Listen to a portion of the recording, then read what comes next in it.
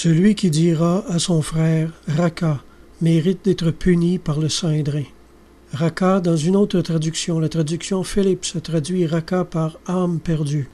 Traiter un frère qui rétrograde d'âme perdue, n'est-ce pas exactement ce péché immonde que nous commettons quand nous voyons un frère retomber en péché et quitter l'Église?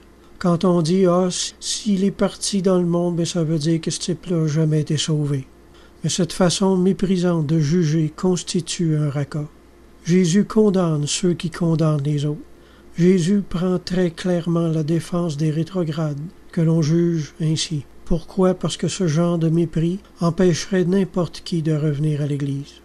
Rappelons-nous qu'il est écrit « Qui es-tu, toi qui juges un serviteur d'autrui? S'il se tient debout ou s'il tombe, cela regarde son maître. » Il ne nous appartient pas de juger si une autre personne était réellement sauvée ou non.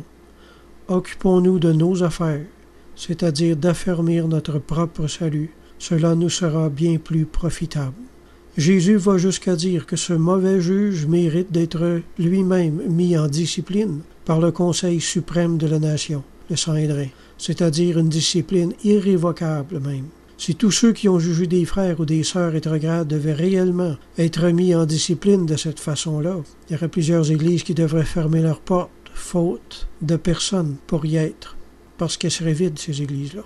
À une certaine époque de ma vie, j'ai moi-même rétrogradé, puis je me souviens être passé dans la rue où il y avait une croyante qui était à l'église où j'allais. Quand elle m'a vu, elle m'a dit « Je me demande si ça vaut la peine de prier pour toi. » J'ai eu le cœur complètement brisé. Moi, j'étais la plupart du temps chez moi, tout seul, à pleurer pendant des heures et des heures. Puis la grande majorité de l'Église se foutait complètement de moi. En 10 ans, j'ai eu droit à 2 ou 3 visites au maximum. Mais le Seigneur m'a remis debout, car lui seul a le pouvoir d'affermir et de rétablir celui qui est tombé. Amen.